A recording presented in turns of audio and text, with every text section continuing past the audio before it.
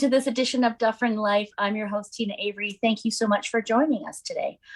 We have two lovely ladies joining us. One you might recognize, and somebody new that I'd like to introduce you to. So starting off, we're going to start with Sarah Clark. She's a program manager for BOSS, Branching Out Support Services. Sarah, thank you so much for joining us today. Thank you so much for having us back on Rogers TV. We're really excited to share with the community new projects we have coming up. Wonderful. And we also have Cavell Martin Miller. I almost did a mistake there, but Cavell, thank you so much for joining us as well. Thanks so much, Tina. Great to meet you and great to be a part of this. Thanks. Wonderful. Well, I'm so glad that you're both here. So I'm going to call BOSS. I'm not going to keep saying Branching Out Support Services, but Sarah, why don't you tell us and give us a little bit of a refresher about what's been going on and what BOSS is all about and some of the programs that you offer. I'd love to. So we're coming up. We've been in town in Orangeville. We're right in the downtown area for about 2.5 years now. We provide a wide variety of supports because we really do try and meet people with whatever their individual needs are. So we do have quite a variety there. I would say one of the most well-known programs we have is our day services. So right now we have Mondays to Thursdays, day services all week long, which is community-based. We use Branching Out as our home base kind of for lunch, and then we're out in the community the majority of the day. We have something we call Choice Options, which I'm so excited about. Choice Option, it's open for everyone. And we have dance, and we have art, and we have fitness, and we have Zumba. It's a $15 drop-in rate, and it literally is open to every single person in the community. So if anybody wants to find out more about that, it's a great way to try some classes and see which ones you're really into, which ones are a good fit for you. We do offer one-to-one supports, and that can be, depending on individuals' needs, can be in the community. Sometimes people might need support in their home. So we kind of meet whatever the need is there. And then as COVID restrictions start lifting, we're hoping to come back to some of our group programming, workshops, and just kind of getting people together again. So we're hoping we're not quite there yet, but we're getting there.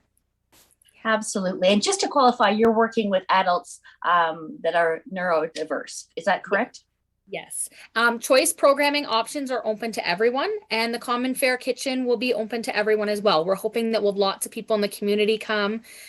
We know that we have a large population with our senior centers and things like that in our community. We know that we might have more people working from home, so they may have more flexible schedules. So if anyone wants to take a peek and come and join us for something, we'd love to have them. That's absolutely wonderful. And you name dropped it right there. So Cavell, we're going to start talking about a brand new project that you have on the go called the Commonfare Kitchen. Yes, thank you. So I was lucky enough to connect with BOSS and all the exciting programming that they're doing there. And I thought with my background in dealing with issues of food insecurity, we might have some sort of a connection that we could work together in Orangeville. I've recently moved from Toronto to Tottenham, actually. So I started looking around my community now to see where I can have some input and get busy. Of course, COVID shut everything down, especially the kind of work that I do, but I knew that COVID also exposed a lot of cracks in the system. So there was going to be a great need as soon as we started to open up again. And Sarah and Kim and I keep talking about how timing has really been on our side with this. We've had some time to plan. We've had some time to get to know the community, introduce me to people like we're doing today, and get to know my community and what the needs are out there, and hopefully plan some great programming at the Commonfare Kitchen to address certain needs. And then also working with the participants at BOSS, to create this new social enterprise that the participants themselves will actually be running. We're making granola. It's called Maple Kissed Granola. The participants are going to be helping us make it, package it, deliver it, get it out there to the public. And it's very exciting. That's going to be our kind of kickoff program that we're doing. And there's a lot of benefits for everyone that's from BOSS, our participants, whoever we sell to in the community, building a lot of really important skills that are transferable, whether people want to go out into the working world, whether it's for volunteer purposes, or my favorite outcome from these kinds of programs is really just confidence. It's confidence about working with other people in groups. It's confidence about their own skill building. So that's where we're kind of starting with Commonfare Kitchen and going on to so many other ideas. We're bubbling over with new ideas of what we want to do. It's kind of crazy, but it's really exciting and had such a good feedback from the community already. So that's where we're starting anyway with Commonfare Kitchen. And Well, I think I'm getting it's the great too. I was going to jump in and just say that COVID actually gave us a chance to have a little bit of a pause because so much community-based options were closed or were maybe not offering as many options. And so we really used that time to get our skills, to really work on those skills. So we have participants that have done all of their food safety training and have been working on learning how to find recipes, how to budget, how to use knife skills, safety skills, fire safety training. What happens if there was a fire in the kitchen? What would we do in these types of situations? So that pause actually was a great launching pad for us to jump into doing the Commonfare Kitchen.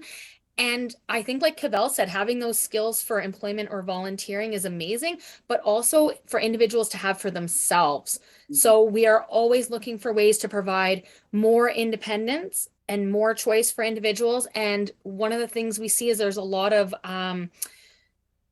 frozen pre-made meals. We want to give people the option of creating their own meals, having choice in that, and knowing how they can use tools to create those. Right. I think that's so valuable. I mean, it's valuable for all of us to learn how to build our skills at all points in times. But I think it's valuable for everyone to because we've become such a just pop that in the microwave, or this is already pre-made, and especially for the younger people that maybe don't have people to show them how to cook. Mm-hmm. I know people that the kids have grown up and their parents didn't really show them how to cook, so then they kind of think, well, craft dinner and a sandwich is a good way to go, and it's not a bad way to go, but it's maybe not something that you want to do on a regular basis, because I think it promotes good health as well. So I think that's absolutely phenomenal. So we've already talked about how it can benefit the participants, but from what I'm gathering even more is, there's such a wide variety. Like you mentioned, quite a few skills, but just the ability to see the process from beginning to end, like from the packaging, from the sales. And is the granola available already online? It is. We had a customer come in today to pick up, so we met somebody new in the community. So there's a couple different ways that people can order it and see pictures of it. And they can either go on to our Facebook, Instagram page, or the Branching Out website, and there's a link to our email address, and people can order directly from me. It's a great opportunity for people to drop by and pick it up in person and see what we're doing, all the plans that we're making on site. So it is already available. Place your order now. Absolutely. It sounds absolutely divine, to be honest with you. So let's talk about how maybe there might be some ways that the community can help build this program or help you guys out. How can we help? Mm-hmm. So we are taking over a space that has to have some renovations done, so that we make sure that we're working in a kitchen to give proper skills. We're not using a home-based oven. We want to use an industrial oven, so people truly learn how to use the equipment that they would be using if they are going out volunteering or working in the food service industry. I always believe that you have to give the correct tools so that people learn how to use them properly. So that means we're looking for some pretty big ticket items. We were lucky enough to, after we had an article in the Orangeville Citizen talking about our program, someone donated a gorgeous fridge to us, and side-by-side fridge and freezer. So that was something that we desperately needed. I believe it's coming tomorrow, right, Sarah? It is. Yes, can't wait. So we're also looking for probably a stove. And pretty importantly, actually, I think the first big ticket item would be an industrial dishwasher. And the great thing about them is that they are the same size as a residential dishwasher. They're just equipped to have higher heat so that we're, meeting public health regulations about killing germs. So we do it with high heat, not with chemicals. That's the dishwasher that we're looking for. And then we're always looking for things like the large stainless steel mixing bowls and smallware, as we call it, for a good kitchen. Maybe a nice big harvest table, if anyone knows anyone who makes harvest tables. Just about anything you can think of that makes a teaching kitchen. Yeah. Wonderful. So I'm going to ask, I don't know if you're going to share with us or not, but can we talk about maybe some of the future goals for the kitchen? I would love to. Very excited. We can't stop talking about it when we get together. So as I said, the granola making is our social enterprise. That's going to be our kind of kickoff programming that we're going to do. But we know that there's already, I've met a couple of people in the community. The gentleman who gave us the fridge said that, I've always wanted to learn how to make a good pastry. He wants to make pasties and do this. And I said, that's one of the workshops that I've taught in the past. People are always a little bit afraid of making pastry, but I've got a few tricks up my sleeve. So we plan to introduce some workshops for the general public out of interest that they might like to take.